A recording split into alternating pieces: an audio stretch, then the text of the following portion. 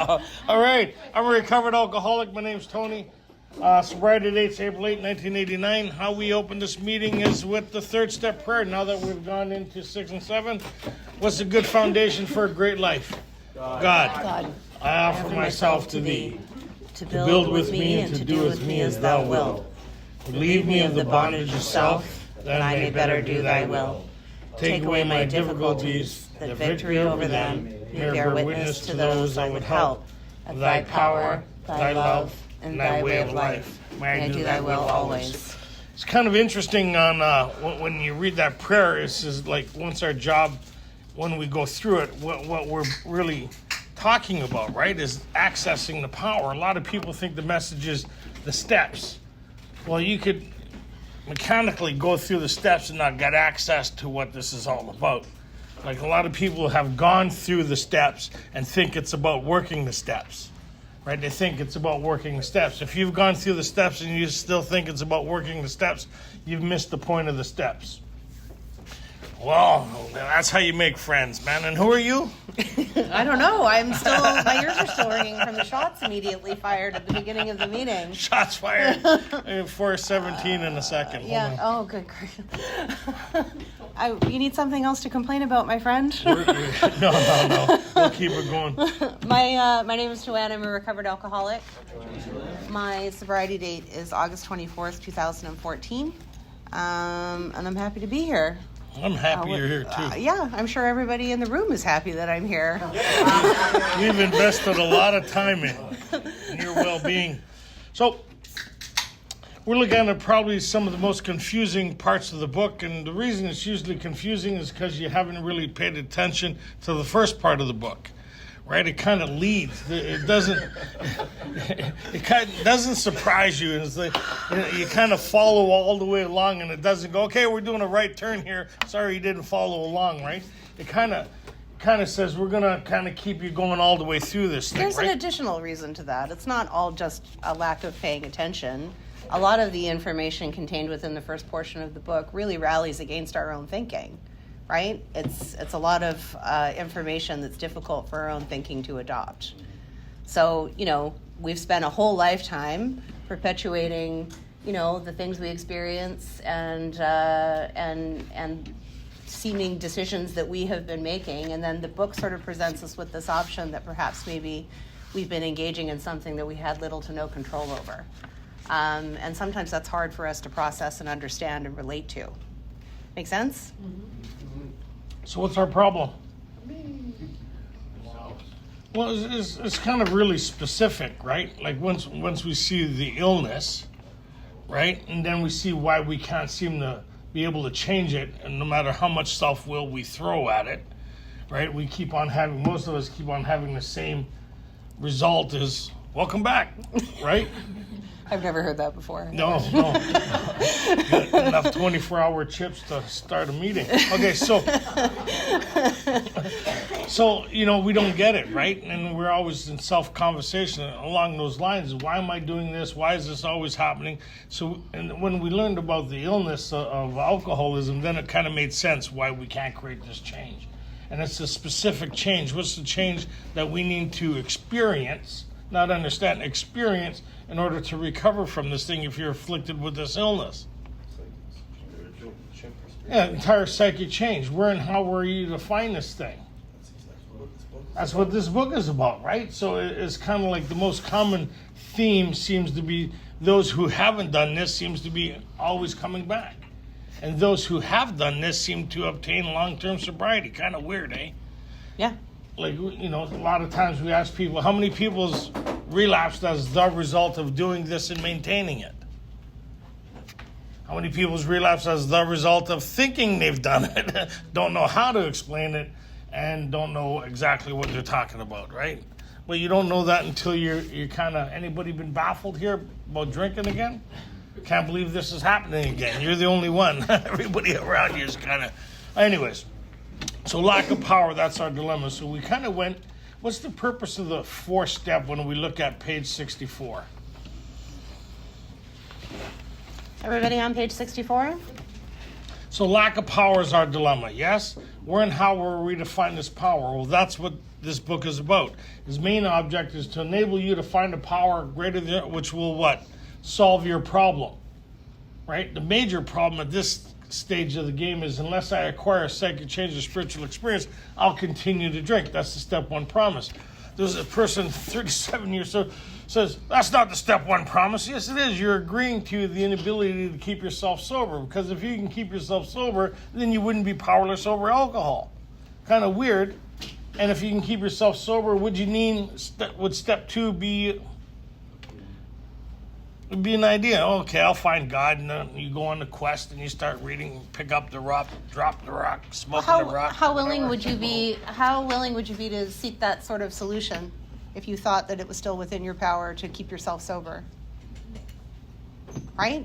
Like what we're talking about is the power of decision. How many people in here thought that they would be able to keep themselves sober out of necessity for the rest of their lives simply because they decided to do so? Like, be honest. How many of you had that moment? I've decided that this is the way I want the rest of my life to look. I know that I cannot safely use alcohol in any form at all, and my decision to stay sober for the rest of my life should be powerful enough for me to stay sober for the rest of my life. And how many of you drank anyway, right?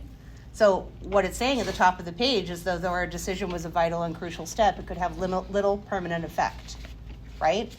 And that's our experience. If we've made an honest decision to stay sober for the rest of our lives, to create a change, right? And then found we were not powerful enough to create that change, sustain that change in order to stay sober, then who are we? We are alcoholics who have passed into a place where we are beyond human aid, right? And so what they're talking about is that this decision was a vital and crucial step. We need to make the decision, but it could have little permanent effect unless at once followed by a strenuous effort to face and be rid of the things in ourselves which had been blocking us. Blocking us from what? What's the rest of this book about? Is it about us combating our own alcoholism? We just gave you the answer. What is the rest of this book about? Say it out loud. You have the answer. Right? So when they're talking about blocking us, what had been blocking us, what are we trying to access? Higher spiritual. Power, right? We need access to power. Why? Because our decision and our ability to create a change is not powerful enough, right? To create a change powerful enough to bring about recovery from alcoholism. And where's this power located? Man, woman, and child. Deep down within. So it's kind of interesting. Is that the collective understanding or is it singular? It's the collective understanding. And the collective understanding is, as the result of this course of action, I've had my own experience. What experience? Those that all went before me. So, right? So as the result of going through this, so what's the purpose of the fourth step as to what? It says it right at the top of the page. We just went through it. What's the purpose of the fourth step? Listen, it's okay to be wrong, right? Like if you think you know the answer, but you don't want to say it out loud because you think you're going to be wrong, you're going to learn more in this workshop by being wrong and having courage enough to say it, and so that we can discuss it and teach you where the information is in the book. Should have seen her for the first 3 years. Unbelievable. Isn't our main purpose to help the still suffering alcoholic?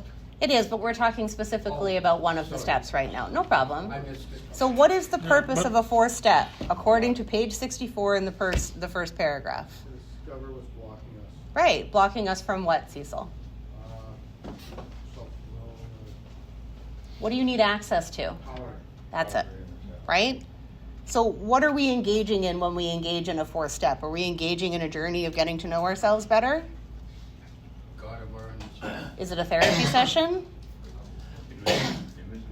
Yeah, it's action, right? Though our decision was a vital and crucial step, it could have little permanent effect unless at once followed by a strenuous effort to face and be rid of the things in ourselves which had been blocking us from this power, right? So what is the purpose of the inventory? We're doing it this way because it's really important. because I engage with people in the Big Book Study Workshop over many years, and then we have conversations later on, and I hear them sponsoring other people, and they're sponsoring other people through an inventory process in an effort for them to get to know themselves better. And it's like, when did we teach that? When did the book say that? It doesn't, right? It says something very specific about the inventory process. So why we go over this? What's our first obsession? Self. Self is the first obsession, followed by a pre-step one condition to control and enjoy our drinking. Right? When we actually do step one, we were dealing with a different issue, is the inability to stay sober based on the idea that I don't want to drink anymore, but we've covered that in great detail before you came in, right? And so the collective understanding, right, is you choose your own conception. You don't make up your own God. You choose your own conception on what we're talking about. You need to understand what we're talking about before you can come to your own conclusion or your own conception. So I have to understand the collective understanding, what they mean by a power greater than myself, in order for me to formulate my own conception what that means. As the result of going through this, I understood it as a frequency that I could get access to. Right? That there was a transmitter, right? And I was a receiver. I understood that kind of made sense to me. What chapter do we get a collective understanding of what it is they mean when they say a power greater than themselves? We agnostics, you're right. Okay, it's a hot day out there, right? We'll do something new. You ask, and then I'll answer, and then I'll ask, and you answer. We'll just have a workshop here. We'll just work, because we got a deer in the headlight happening here. It's interesting that the chapter, We Agnostics, which deals with having a collective understanding on what it is that they mean when they say a power greater than ourselves, comes before the chapter that we're in right now, how it works, right? That before we gain an understanding of the mechanics of the how and the why it works, we need to understand what it is we're trying to collectively understand and have access to. And does anybody care what your understanding is? No, so it's none of our business. You're so insensitive. Yeah. Why stop now? 35 years to perfect this personality. But nobody. So the idea is always going back to the collective. That's the hard part, because what we do is we turn back to self for the answer. Instead, what's the collective understanding? What's the collective purpose? What's the collective experience? Because I need to have what they have. What's happening here right now in the workshop? We ask a question and you start asking yourself what you think the answer is. And we've just given you the answer. We've pointed to the paragraph where the answer contains. We read the paragraph to you. And then we re-asked the question, and you're still going into your own memory bank trying to come up with the answer to the question, right? This is what we're talking about when we talk about our own thinking rallies against the information being provided in the book. That's what makes it seem difficult. And if you can gain not necessarily just a better understanding, but almost a reflex to go to the literature. Something like to humility? The program. Yeah, weird. Let's not go down that rabbit hole. Okay, too soon? If we can develop a reflex to go to the literature for the answers, instead of consulting with ourselves, we're actually engaging in the sort of the beginning steps of learning to meditate, right? Learning to consult something other than yourself. Does that make sense? Okay. And he said, she said stuff, right? It's like if you're on a trip and you're not too sure where you're going, what do you always resort back to? The map. The GPS. If you're looking at GPS and you're not too sure, how many people recheck that you actually got the right coordinates in it? For you to start to try to assess for yourself which left or right to take in a place in a city that you've never been before would be absurd, right? I think that left is the right way to go. I have absolutely no experience or information to base that on. It just feels right, so that's what we're going to do. Or maybe we take a look at the map, right? And we gain a sense of where we're going and where we're at and what lefts and rights we need to take in order to get to the collective place we're trying to have access to. So right? if your life depended on something and somebody said, well, I think it's the red wire you cut. How many people would like a second opinion? How many people would like, could we go to the manual to see which wire we cut? How many people would want a manual? Can you imagine if your sponsor wore a Bomb Squad T-shirt and you seen him running in the other direction? So it's kind of like we're on a life and death errand. It may sound kind of weird. If a lot of us don't have this experience, some of us actually die from not obtaining what's available. That's what we realize. I need to experience this thing. So the purpose of the 4 is to remove the blocks. And as we go through the 4-step, we start learning a lot of different things, right? But we've gone through it in great detail. We need to get to 6 and 7. So on page 71 is the summary. So page 64 is to remove the blocks, yes? And they're going to show us the access code or the recipe to get access to this power. So who could start having an experience with it? Us, right? Your experience isn't going to help me, and my knowledge without the experience is going to do me no good. That's why when you hear people say, I do steps 1, 2, and 3 every day, and they're 3 years sober, then you're different than us. Because you don't understand steps 1, 2, and 3. If steps 1, 2, and 3 can keep you sober, what's the rest of the steps for? There's for other people with personality problems. No, it's for people who can't stay sober. We need to have this change, yes? So with the 71, we hope, what do we hope? I'm going to ask you. What do we hope? Let me access what I think. No, I'm just kidding. How about we just read the book? We hope That's it, snap! No, go ahead. We hope you are convinced now that God can remove whatever self-will has blocked you off from him. Where did you get that experience? So from page 64 to now, how did I obtain that experience? By doing what they suggested. The exercise of application of certain prayer and meditation, prayer, and application, I start to have a different experience. Does it say, I hope now you understand this process? Because it doesn't make sense. It's a phenomenon. I mean, as a result of doing these certain things, I'm going to start feeling like this, but it makes no sense. I've looked at it for a week. And can we create this without accessing this power? That's why it says, it doesn't say, we hope you are convinced now that you could fix you with you. It's interesting, all through the pages that we're talking about, it doesn't say anywhere in them, now that you've made a list and you've gained a better understanding of yourself, now you can be convinced, right? All these pages have very specific instructions, right? They start with, this was our course. We avoid retaliation or argument. Perhaps there is a better way. We think so. In this way, we try to shape a sane and sound ideal, right? These are action statements, right? There was action taken throughout the 4th step. Not necessarily the pen to paper action, but when we put pen to paper, there was a solution to apply to these problems, right? And we were given specific instructions. As a result of applying those very specific instructions in the previous pages, we should be at a place where they're saying, we hope you are convinced now that God can remove whatever self-will has blocked you off from him. So there's a couple things happening. I'm having an experience. I'm getting some relief from the bondage of self and the difficulties. I'm getting access to power where I'm having a different experience with it. And the most important part, I'm starting to formulate a relationship with this power that's personal to me. Right? Now it's like, this is what the reason I went through this is to have this experience. The beginning of it starts in step 4, right? And now we know what God's will for us in step 4. We actually, a lot of people go, what's God's will for us? Well, and 3 is to start the work, right? To get access to this power. Now we know what God's will for us is. This is interesting. You want to see, I'm not going to say it. I was going to say, if you want to see if you got a good sponsor or not, asking this question. But you just said it, so Oh, say sorry. it. Is you ask respond, hey, according to the Big Book process, what's the purpose of the 4th step?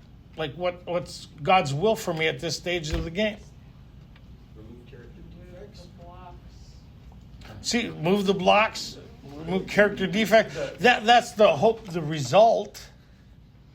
But what's God's will for me, right? So when you go through it, You're in the world to play the role he assigned. in the fear, there's a shift. There's a shift from the bondage of self to seeking counsel and guidance by accessing prayer. We're in the world to play the role he assigns. When does this assignment happen? Here and now. Where do I need to spend my time? Here and now. I can't be here if I'm consumed by the fear of tomorrow and the regret of yesterday. In this practice, we begin to trust an infinite God rather than our finite selves, right? What brought us to this point in our decision in step 3?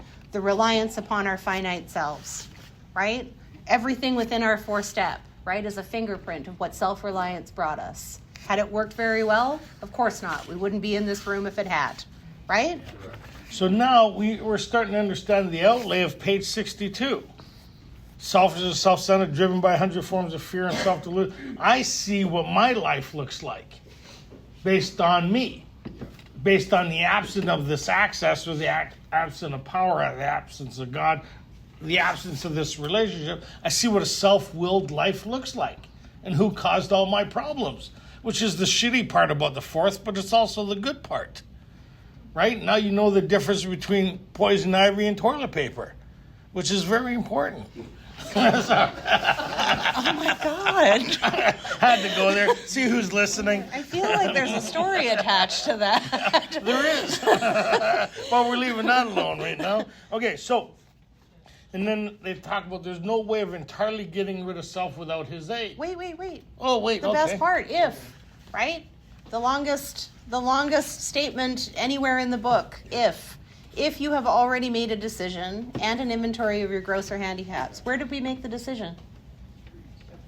Right, we talked about that at the beginning of the meeting, right? This decision that could have little permanent effect unless at once, right? Followed up with a strenuous effort to face, right? Where did we face? Where did we make this inventory of grosser handicaps that they talk about next? Right, you have made a good beginning. Okay, Red, I gotta ask. There you go. What are the grosser handicaps? Oh, Jesus? No, that's not a handicap. That's well, I don't know what your 4th looks like, but I mean, huh? Fear. Yeah, Yep. Oh God, harm. yeah, Yep. keep going. That was your character defects. Resentments. Yep. Conduct. Conduct. Right. So How we many big book studies have you been to? 1. Nice. Nice job. Last week. Next week you sit up here. Huh? Not up here though. Up here. And apparently you were listening, right? Which is good. But it makes sense because you need to, so there's no surprise. These things, as long as they're present, we see what they look like now and how they actually have attachment of energy to them. How we poison ourselves by our attachment to it, and the value we hold to those things is interesting. Just one little tidbit for that, so that we all have a better understanding. When we started the meeting and we were talking about the things that had been blocking us, right? They talk about self as the overarching thing that had been blocking us. Fear, resentment, harm, conduct. These are the things that make up self, right? So self is the thing that's blocking us. How is self manifested in its various ways? These are its common manifestations: resentment, fear, harm, conduct. Not necessarily all in that order, right? What's the vehicle?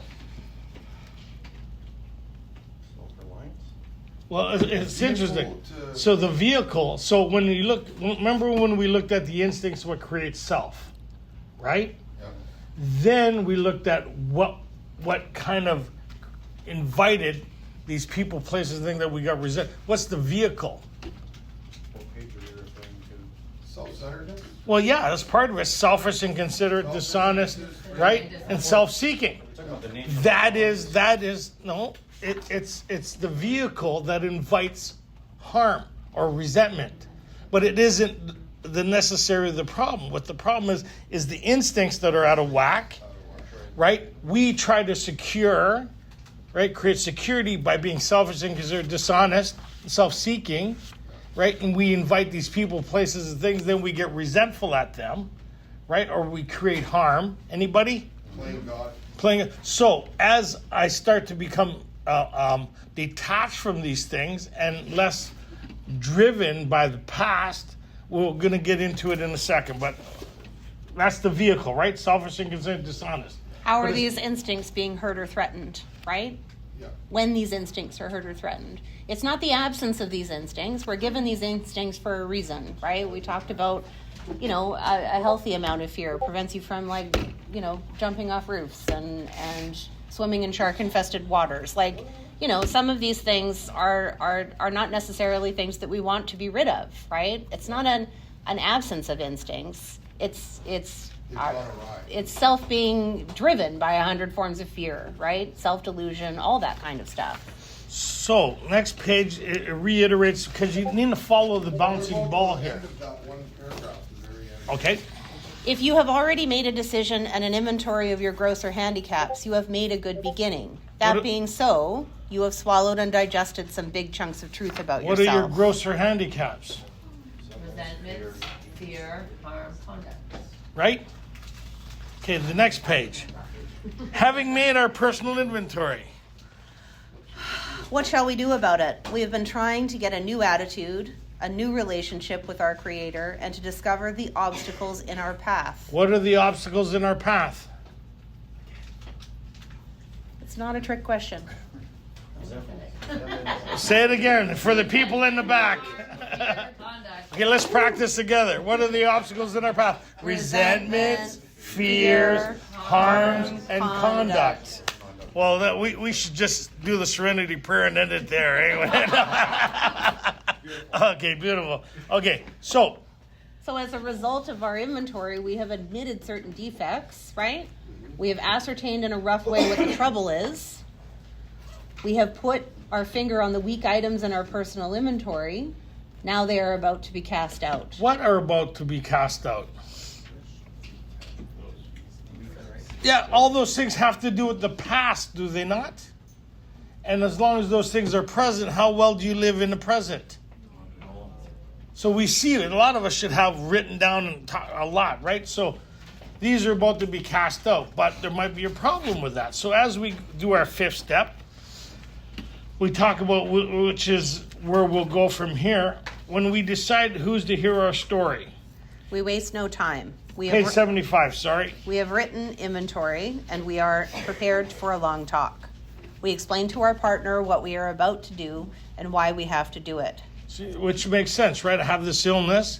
A part of the process that I'm in is a spiritual access to this power. I need to talk about these things that have been blocking me off. It's a demonstration of humility, some honesty, right? And talk about the process and why I need to do it. And are you willing to listen to it? Hopefully so. And I have to experience this psychic change, the spiritual experience. Otherwise, I'll probably die an alcoholic death. What part of that explains to the person who listens to our fifth step what their role is? I was thinking. The next sentence, we explain to our partner what we are about to do and why we have to do it. They should realize that we are engaged upon a life and death errand. Most people approached in this way will be glad to help. They will be honored by our confidence. Then they go on paragraph after paragraph after paragraph about how the person is supposed to take you through a 12-hour therapy session. Yes or no? No. No. Right? What is the purpose of the person who's receiving your fifth step? Is to listen to it.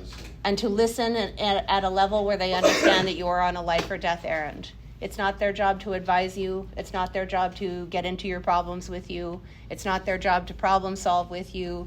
You don't have to go through each resentment. The family of origin, a child within, all that, that's like, it's not that person's job to point that all out to you. Your function here is to pocket your pride and go to it, right?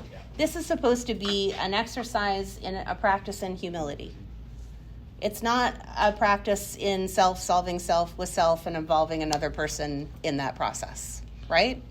Or at the end of it, my God, you may need therapy. That's That's not really up for debate. It's to get through it, right? Okay, so. I absolutely need therapy. I don't need therapy from a fellow AA member, for sure. Thank God. Or relationship advice. Yeah. Okay. We pocket our pride and go to it, illuminating every twist of character, every dark cranny of the past. Once we have taken the step withholding nothing, we are delighted. We can look the world in the eye. We can be alone at perfect peace and ease. Our fears fall from us. We begin to feel the nearness of our Creator. which is the purpose of the whole process, right? We begin to feel the nearness of our Creator. So this relationship has started, yes? It's very interesting because the fourth step goes two directions. Either it goes on a spiritual path or a self-discovery path. And there's two groups of people in AA. Those who finish the steps and continue to work on themselves, and those who finish the process and continue to work on a relationship with something greater than themselves. Their primary focus isn't themselves anymore. And you can't hide that, right? And those who haven't experienced it don't know they're still fixated on self. Unless you get to this point and you think the purpose of this is about feeling better, in which case many of you might stop here, right? Because this sounds very nice. We may have certain spiritual beliefs, but now we begin to have a spiritual experience. The feeling that the drink problem has disappeared will often come strongly. We're all on a broad highway. There's chatter about spirit of a universe. You walk away, you're able to look people in the eye. You're feeling better, right, after a fifth step. How many people do you think just think that that's the result of it? Well, I'm feeling better, therefore I must be better, and I don't really need to engage in the specifics or the precise instructions that follow. I'm just going to stay in this place for a little while, right? And that's the problem with the other process. What a lot of people do is they don't go through the four-step process, right? And what they do is they go through a confession process. And confession means the revealing of secrets, and you feel better by saying it, but you haven't learned nothing from it. You haven't seen the 10% that caused the 90% and how self created all these things or got access to power to continue the change. This is why we spent the first part of the meeting giving you a bit of a hard time, right? Really trying to understand the purpose of the fourth step. Because if you go through the fourth step with under the understanding that it's about something other than identifying the things that have been blocking you off from a relationship with something more powerful than you that's deep down within. If you do it for any other reason, you'll end up in a different outcome, right? It'll become about feeling better. It'll become about knowing yourself better. And that's fine if you're not really an alcoholic. But if you're an alcoholic of our type, it may cost you your life. It likely will cost you your life, right? So watch the transition here. See if it's the same person that started the fourth step on page 62. Is this the same person having the same experience as they were before they started this process? So before we started this process, we had a good indication, but not really an indication what we were dealing with. But once we finished the fourth step, we got a clear understanding what we're dealing with, right? And where we're going through. Go ahead. You want me to go from returning home? Yep. Returning home, we find a place where we can be quiet for an hour. That's not easy for us to do. Oh, no, sorry. We do our fears fall from us? We begin to feel the nearness of a creator? Yeah, I just went We through may that. I have went had fast. certain spiritual beliefs, but now we begin to have a spiritual experience. Did we cover that? Yep. Okay, I was You just somewhere read it else. again. Okay. Do you want to read it again? Yeah. We may have had certain spiritual beliefs, but now we begin to have a spiritual experience. Are we through the spiritual experience, or are we at the beginning? So that kind of language indicates that there's more to be revealed, right? There's more to be experienced. The feeling that the drink problem has disappeared will often come strongly. It says often, right? It's not necessarily everyone's experience. We feel we are on the broad highway, walking hand in hand with the spirit of the universe. Returning home, we find a place where we can be quiet for an hour, carefully reviewing what we have done. We thank God from the bottom of our heart that we know him better. Taking this book down from our shelf, we turn to the page which contains the 12 steps. What page contains the 12 steps? In what chapter? How it works, right? We read it before most meetings, right? Carefully reading the first 5 proposals, we ask if we have omitted anything. What does that mean? Yeah, left anything out. Completely honest. Yeah. I'm not telling that person that. I'm not telling nobody that. That's what omitted means, right? That's our language. Those are the thoughts we have. And so if you've ever done a fifth and you sit quietly, your conscience will tell you what you left out. Yeah. There's something that talks to you, and then you talk back to it. Anybody? Oh no, you better. I will not. I'm not listening to you. You go back where you belong. I'm not listening to you. Where's the diversion? There's got to be something. I'm going shopping. Get some ice cream. I'm going to cause a fight. Create a diversion. Right? Because I'm not going to listen to this thing. Well, now we're in trouble again. Right? For we are building an arch through which we shall walk a free man at last. Is our work solid so far? Are the stones properly in place? Have we skimped on the cement put into the foundation? Have we tried to make mortar without sand? These are important questions, right? Are we not grounded in our step one experience? Do we not fully understand that the solution that's being provided to that step one experience, right? Are we really conceding to our innermost selves that we are exhibiting both these symptoms, not just the one, both, right? And do we understand the solution being provided and why it's being provided? Because step 2 is a course of action. It's not a singular idea. Step 2 is the solution to step 1, which is outlined from 3 to 12. That understanding of applying applying step 2 to step 1, right, is how we make the decision in step 3. It will determine the level of willingness in the decision in step 3. How do we know our level of willingness in our decision?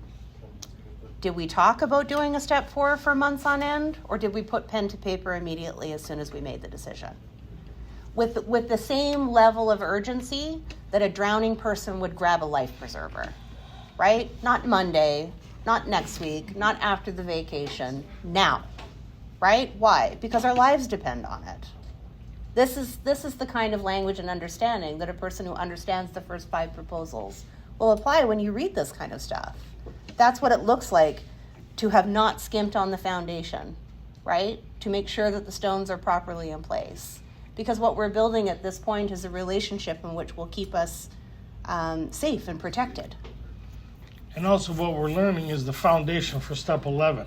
It's the continuation of what we just tapped into, right? So there's no real pause after the 5th step. Actually, and you look at 6 and 7, what we're going to do here, tonight, you should be starting right into 11. Because we read through this process, we read through 8 and 9, where it brings us to 10, this thought, which is an overview, and then it brings us right into 11 through the application of these things. We'll get into that in a second. Let's get into the surprise of how simple 6 and 7 is. Page 76, there's that dangerous word again, if, right? If we can answer to our satisfaction, we then look at step 6. Answer what? The questions we just went through about the first 5 proposals, right? Do we understand that step 1 experience? Do we understand the solution being offered in step 2? Do we know and understand that we have not experienced that solution as a result of reading it in a book, right? Did our decision come with enough willingness to put pen to paper? Was our inventory thorough, and did we fully understand that it was about what had been blocking us from this power and was not an exercise in getting to know ourselves better? Do I got access to the keystone within? It allows me to have a different experience, moving from the Neanderthal, which I like, to this human experience, the human spirit, right? Am I able to move from an instinct-based life to a spiritual-based life? Can I create that shift within by the ability to realize there's something going on with me, pause, pray, and seek counsel, right? And right away, it started right in the 4th step. It talked about going to help somebody else. If you're having trouble in these areas, go help somebody else. Why do they say it right away? Because it's not supposed to take 6 months to do this. Like once you do your 5, you're right into 6 and 7. You look at 8, you look at your 9s, you look overview 10 where it says continue to do this recipe, and now we're going to develop it in 11, and you better go help somebody in 12. If self manifested in these various ways had been what had been defeating us, how long can we afford to live that way for an extended period of time? Right? Which, this idea that, 1 step a month or you got to do your 9s before you do 10, 11, which is crazy. It's treatment center talk. It's crazy. That's not the sense of urgency that you need to grab a life preserver with if you're a drowning person, right? It's like, oh, that's a nice life preserver. It's not really the right color, so maybe I'll just hang out here for a little while until somebody else comes along with some sort of solution that may or may not work, right? What was Bill's foundation? The idea that his friend promised that when these things were done before he even left treatment, was he in counsel with something greater than himself? He was. Right, through the process. That's what we're supposed to get. And then the thought was, what would save the day? What would save him from himself? Go talk about it in a meeting? He thought what would make people benefit from this experience. Go help somebody else with Save the Day. When nothing else worked, go find someone to work with. That he would have the elements of living that would work in rough going, right? Elements, principles, steps, right? So he had the recipe. That's what we're learning to put in the application in 11. Okay, go He ahead. did two things. We have emphasized willingness as being indispensable. Are we now ready to let God remove from us all the things which we have admitted are objectionable? Question mark. What are all the things we have admitted are objectionable? Resentment, fears, harms, and conducts. We see how these things cause our problems, yes? And we see how much value we place on some of these resentments and how much fun we think we're having with some of this conduct and how much stuff we're still harming people to get even with. But we see invariably we're poisoning ourselves by trying to get even with them. Anybody? So I see what these things are. Right? Okay? Can he now take them all, every one? Take what? That's extreme. My attachment to these resentments, these fears, and these harms. Defects. A defect is something, so if you get something from a factory with a defect, does it affect the way it operates? Has to be recalled. Yeah. Right? So we become defective from the things that we hang on to in association with the product. Like page 67, the harms prayers and stuff like that. So what happens is we start seeing the shift has to happen within inside in order us to have a different experience. As long as we're hanging on to these things, we're going to continue to poison ourselves. Yes? Such feelings. When harboring such feelings. Okay. If we still cling to something, does this mean that we could potentially still cling to something out of our step 4? Are we just going to emerge from a 4th and 5th step miraculously willing to just let go of some of these things are deeply ingrained in us, right? And we're not talking about analyzing where they came from or why they came about, or the fact is that they are there. And that we would be fooling ourselves if we just suddenly said, absolutely, like, just let them all go. On that previous page, if we hang on to something, right? And there's a disclaimer here that it says we still have a process for that. If we're honest about what we're unwilling to let go of, what can we do? We can ask this power for the willingness, right? Whenever we have a problem, right, in our 11th step, we ask for what we need to take care of such problems. And you'll see how the 4, the 5, the 6, and 7 go into 11. We'll show you how that recipe works. We want to finish the thought. So what happens is the things that we cling on to, a lot of us may not have a good scope on it because we may feel good right now. But as we go along, we say, geez, this thing is revisiting what my mom, my dad, these people, or these things that these people did to me, or these police. Like some of us take a couple years before that feeling of every time we see a cop, it's kind of like, and not you fine people, but I mean, right? Or reoccurring things that you know what's about to happen. Anybody get the jump on you or have force? Oh, I know what's going to happen here. But your past is still determining how you react today. You're not reacting to today's stuff. You're still reacting. So you become more aware in your 11. But some of it, anybody, when you're finished your 5th and you look at your 6th of the resentments, anybody still hang on to some resentments? How about fears? How about conduct? How about harms? So some of this is kind of like I'm kind of willing to let go. So in this area, it was kind of I prayed, okay, God, I'm willing to let go of these things if you have something better for me. Yeah. Who am I involving through this struggle? Counsel. Something bigger than me. Who's removing the problem? Me or something bigger than me? Who's still hanging on to me not having the experience that's available here? Me. Who's depriving me of what's available here? To the precise extent that we permit these.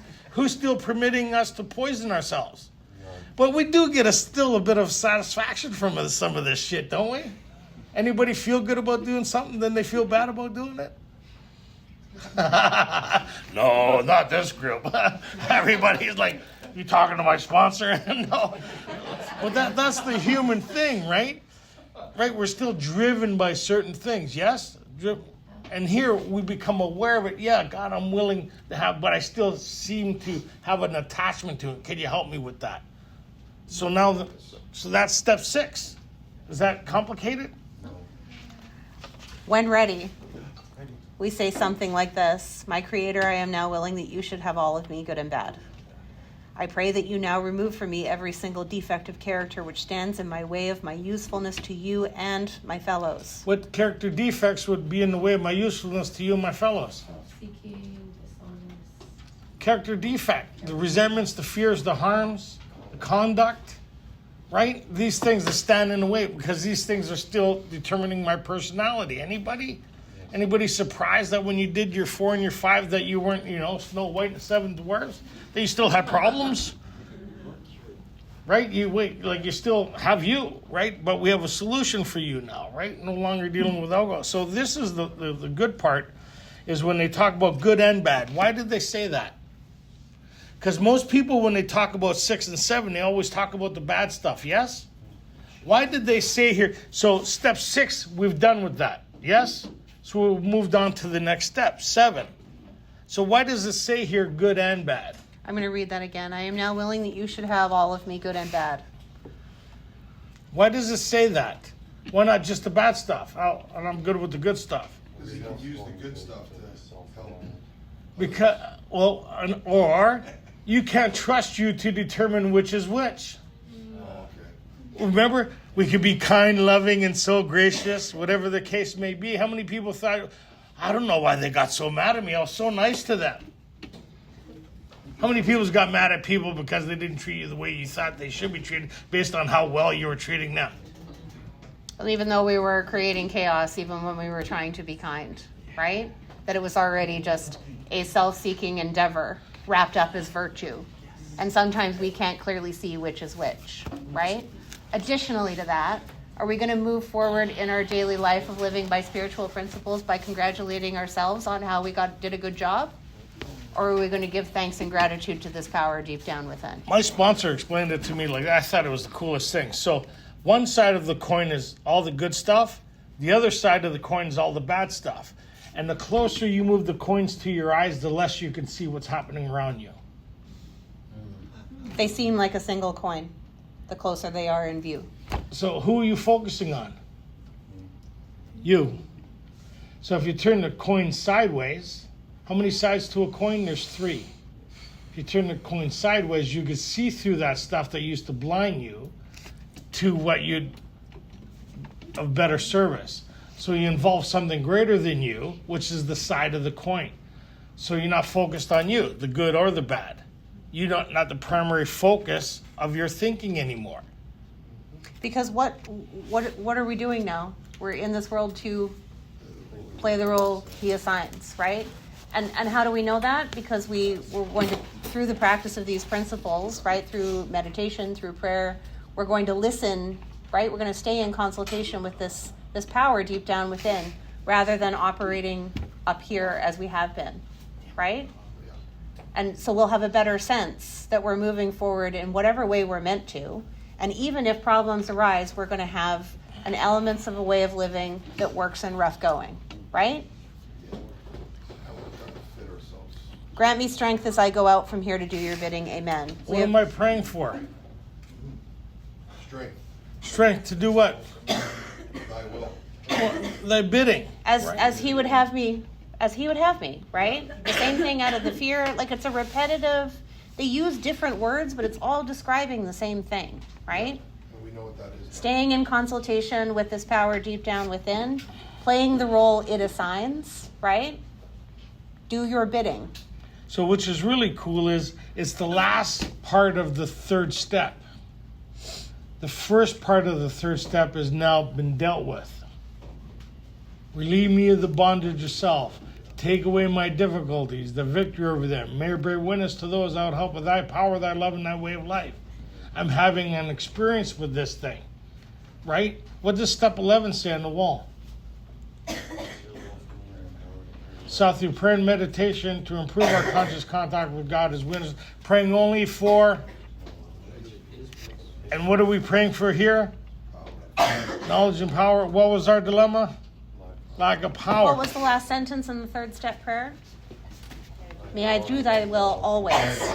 Some of the time? Or always? I like the new one. To the best of my ability. Damn, you're in trouble. Okay. We've seen what your ability is all about, right?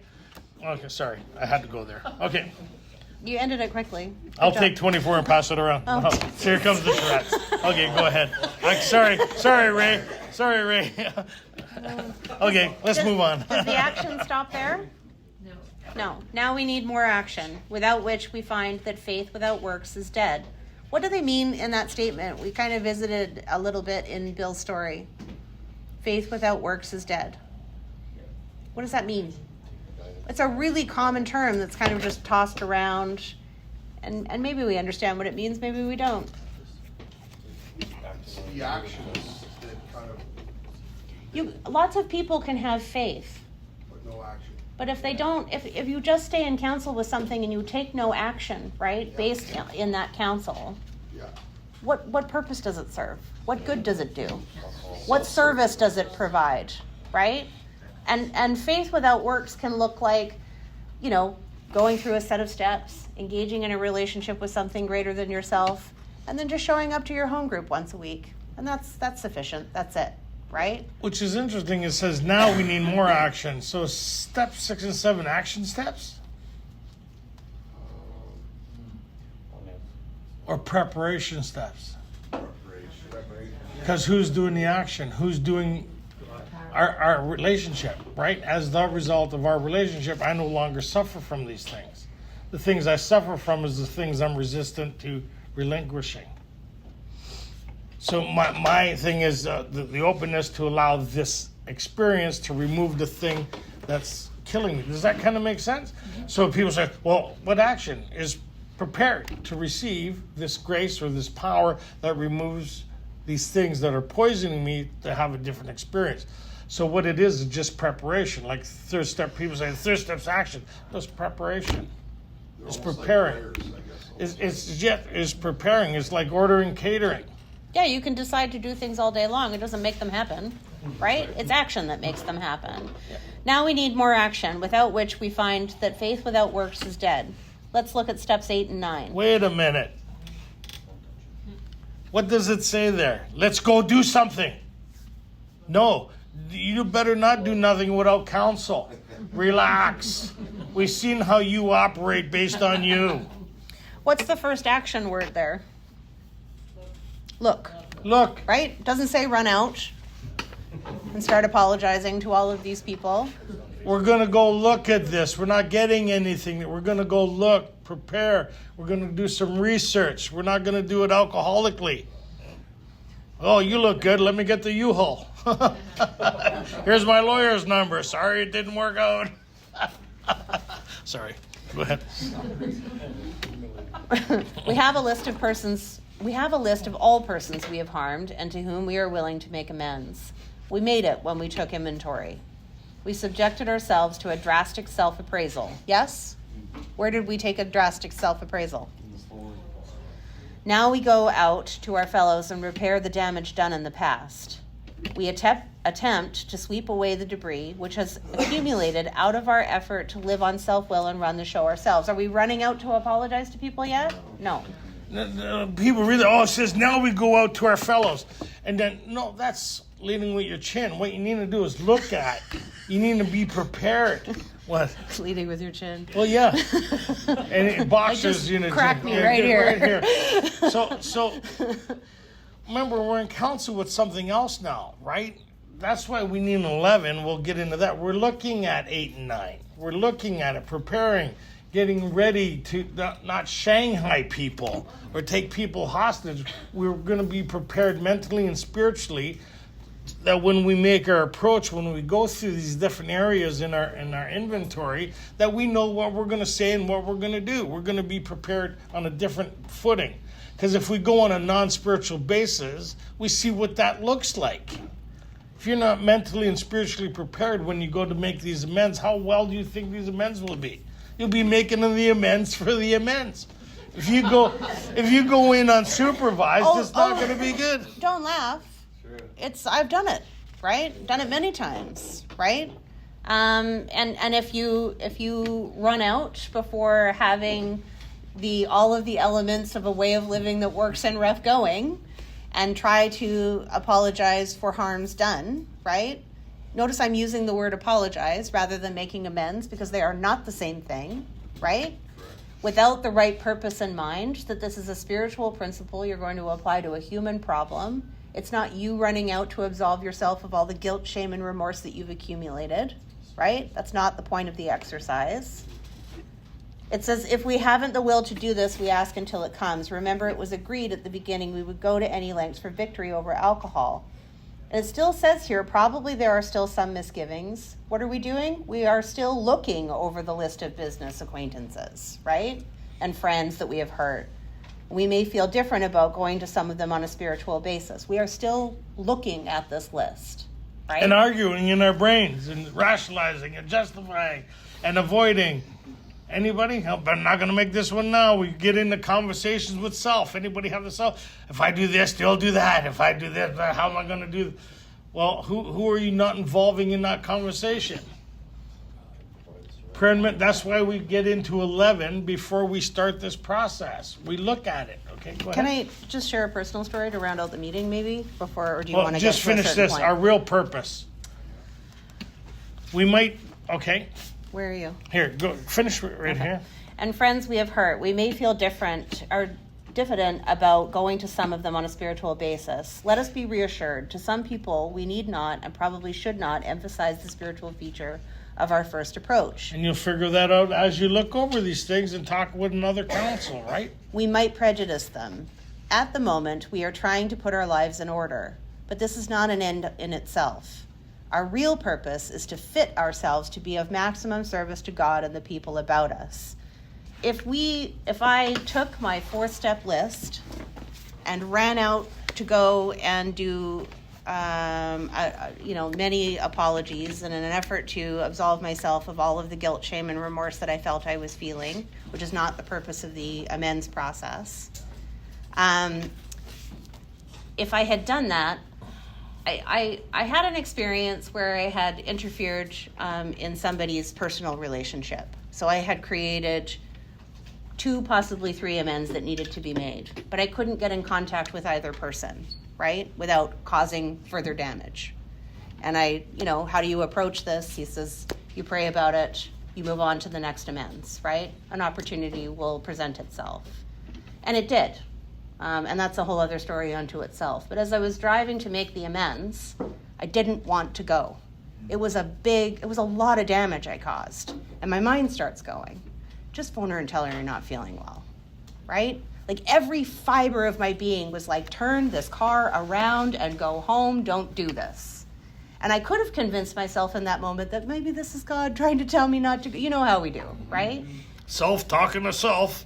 And suddenly in that moment, I thought to myself, okay, all of these elements that work in ref going, I'm in the middle of ref going, right? I'm fully engaged in a conversation with myself. I'm not involving this power deep down within it all. I became acutely aware of it. And I thought, all right, if these things worked so well, let's see what happens here. And I applied that prayer around fear, because somebody had the foresight to make sure that I had engaged in our 11th step before I got into my car and started running around to do this amends process, right? I was fully immersed in our 11th step. So I knew what I needed to do in this moment. It was the 11th step that gave me the knowledge of what I needed to do in this moment. And I applied that sort of fear-based prayer. Direct my attention to what you would have me be in this moment. In an instant, my phone rang. It was a sponsee with less than 4 weeks worth of sobriety. She had had a terrible day. We started talking about whatever her problem was, what spiritual principle she could apply to the problem that she was having. I listened a little, and as all of that happened, I found my way in the driveway of the person that I needed to make the amends to. And when the conversation ended, I felt like I had enough spiritual resource to go in the house and do what was necessary. And in that amends, I found out she was struggling with alcohol. And I was able to complete a 12-step. She completed her first step, and we got her to a meeting the next day.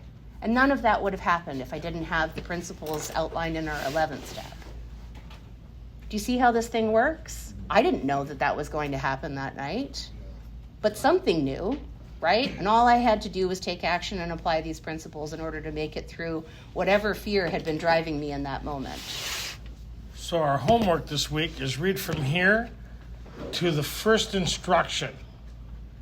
To the first instruction, what that is. So first instruction would be something new, right? So see if you can figure where that is, and then we'll rejoin next week. We have the 7th edition. We don't pass the basket around. We're self-supporting through our own contributions. And how we close this meeting is with something greater than ourselves. Live long and prosperous. And what's the key to a great life? God. I offer myself to thee, to build with me and to do with me as thou wilt. Relieve me of the bondage of self, that I may better do thy will. Take away my difficulties, that victory over them may bear witness to those I would help of thy power, thy love, and thy way of life.